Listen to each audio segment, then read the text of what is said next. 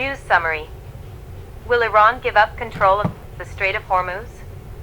Recent fighting between the United States and Iran has renewed concerns about the future of the Strait of Hormuz, one of the world's most important shipping routes.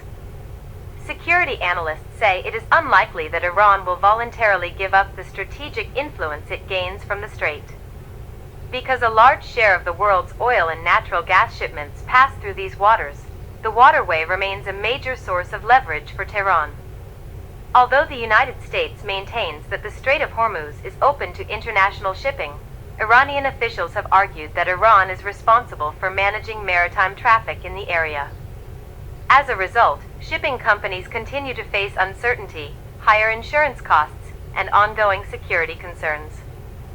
Several experts believe there is no long-term military solution to keeping the strait open. Instead, they argue that a lasting agreement will require diplomacy between Iran, the United States, and regional partners. Negotiations are also complicated by several unresolved issues, including Iran's nuclear program, proposed transit fees for commercial shipping, and continuing tensions involving Hezbollah and Lebanon. Analysts note that Iran considers the Strait of Hormuz to be one of its most important strategic assets. At the same time, Gulf states have explored alternative shipping routes with the help of Oman to reduce the risk of disruptions. Overall, experts believe the future of the Strait of Hormuz will depend on whether ongoing diplomatic negotiations can produce a broader regional agreement. Shooting at youth welfare facility in Germany. A shooting at a youth welfare facility in the city of Strait, Germany, left 6 people dead and several others injured.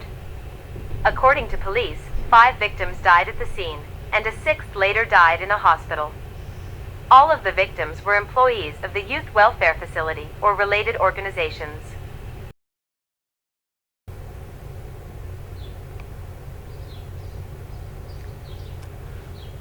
Former hostage says her injuries were caused by an airstrike.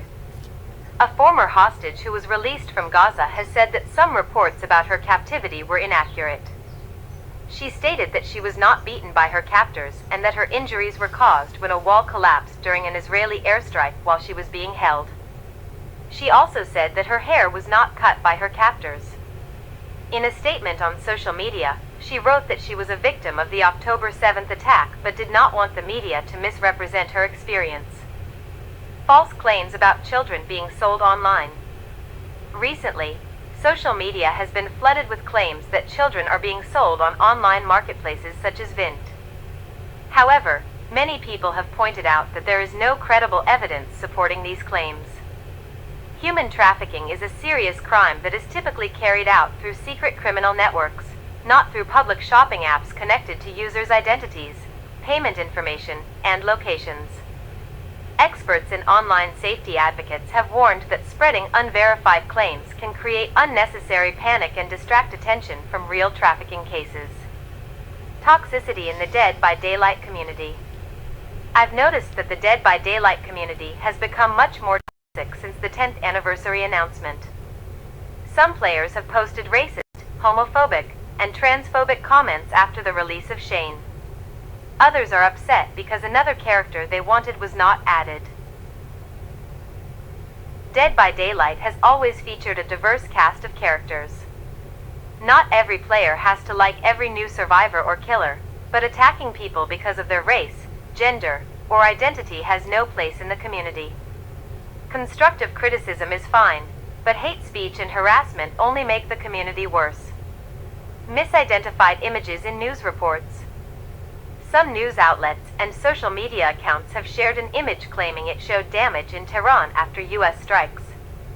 However, people online pointed out that the image actually appeared to show Beirut following an earlier Israeli airstrike. This highlights why journalists and social media users should verify images before publishing them. Misidentified photos can spread misinformation during fast-moving events. Holy sites and religion. Some people argue that Israel is the only reason religious holy sites have been preserved. Others point out that many of these sites were administered for centuries under Muslim authorities, who also regard Jesus as an important figure in Islam. Muslims believe Jesus was a prophet sent by God, that he performed miracles, and that he will return before the day of judgment. Although these beliefs differ from Christian teachings, Jesus is still deeply respected in Islam. Social media rumors about human trafficking. Claims that traffickers are openly selling children through public resale apps have spread widely on TikTok and other platforms. Many commentators argue that these stories are based on screenshots, fake listings, or internet rumors rather than verified evidence. Human trafficking is a real and serious crime, but experts caution that false viral claims can make it harder for people to recognize genuine trafficking cases. Before sharing alarming posts online, it's important to verify the information using reliable